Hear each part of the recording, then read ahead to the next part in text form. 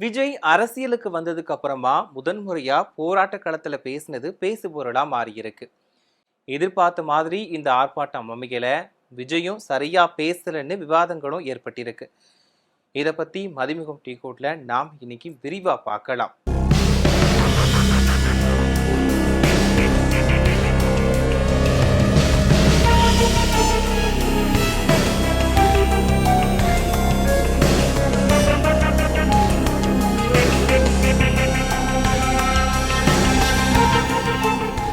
டயா booster சுகரை control பண்ணும், உங்க ஆரோக்கியத்தை மீட்டு தரும். சர்க்கரையை கட்டுப்படுத்துறதுக்கான எளிமையான வழிமுறை, இயற்கையான வழிமுறை. அனைத்து மருந்து கடைகளிலும் கிடைக்கும். தமிழக வெற்றி கழகம் அப்படின்ற கட்சியை தொடங்கின விஜய் முதன்முறையா சென்னையில ஆர்ப்பாட்டம் நடத்தினாரு.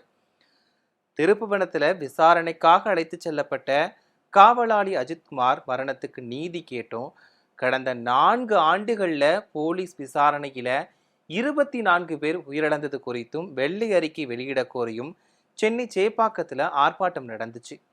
இந்த ஆர்ப்பாட்டத்துல விஜய் கருப்பு சட்டை அணிஞ்சு கலந்துக்கிட்டாரு. அது மட்டும் இல்லாம இந்த ஆர்ப்பாட்டத்துல தமிழகத்துல லாக்அப் மரணங்களால் உயிரிழந்தவங்களோட குடும்பத்தினரும் கலந்துக்கிட்டாங்க. விஜய் முதன்முறையா இந்த ஆர்ப்பாட்டத்துல கலந்துக்கிறாரு அப்படின்னு அறிவிச்சதுனால இந்த ஆர்ப்பாட்டம் ரொம்பவே பெரிய அளவுல எதிர்பார்ப்பை ஏற்படுத்திச்சு. அது என்னன்னா, இந்த ஆர்ப்பாட்டத்துக்கு குறைந்தபட்சம் 20,000க்கும் மேல தொண்டர்கள் வருவாங்க. விஜய் ரொம்பவே கடுமையா பேசுவாரு, அரசை தாக்கி பேசுவாரு, அரசை எதிர்த்து பல முக்கிய அறிவிப்புகளையும் வெளியிடுவார் அப்படின்னு எதிர்பார்க்கப்பட்டுச்சு. அது மட்டும் இல்லாம பாதிக்கப்பட்டவங்களோட குடும்பத்தினரை மேடை ஏத்துவாங்க. அவங்க தங்களுக்கு நடந்த அநீதியை சொன்னாங்க அப்படின்னா அரசுக்கு பெரிய நெருக்கடி ஏற்படும் அப்படின்னும் எதிர்பார்க்கப்பட்டுச்சு. ஆனா அங்க நடந்தது என்னன்னா, இந்த ஆர்ப்பாட்டத்துல 5,000 பேர் கூட வரல. வந்தவங்களுக்கு கூட போதிய அளவுல தண்ணி இல்லாம அங்கங்க மயங்கி விழுந்தாங்க. ஆர்ப்பாட்டத்துல பேசின விஜய் முதலமைச்சரை விமர்சனம் செஞ்சாரு. ஆனா 2 நிமிஷம் தான் பேசினாரு. பெருசா எதையுமே சொல்லல. பொதுவா இந்த கூட்டத்துல விஜய் என்ன பேசினார் அப்படின்னா, அஜித்குமார் சாதாரண குடும்பத்தை சேர்ந்தவர். அந்த குடும்பத்துக்கு நடந்த கொடுமைக்கு முதலமைச்சர் சாரி சொல்லிட்டாரு.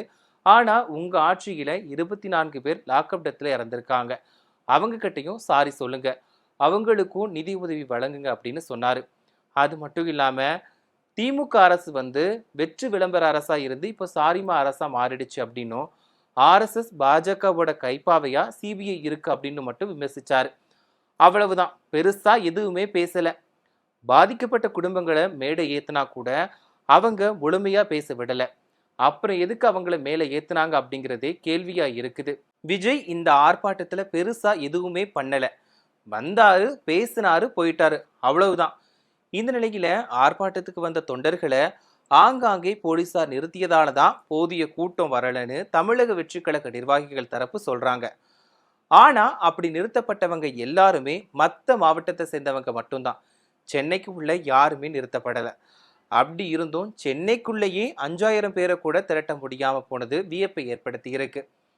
மிக பெரிய திட்டத்தோட எதிர்பார்ப்போடு ஆரம்பிச்ச இந்த ஆர்ப்பாட்டம் எதிர்பார்த்த அளவுக்கு நடக்கல அப்படின்னும், விஜயோட பேச்சும் நினைச்ச அளவுக்கு இல்லை அப்படின்னும் பல விவாதங்கள் எழுந்திருக்கு.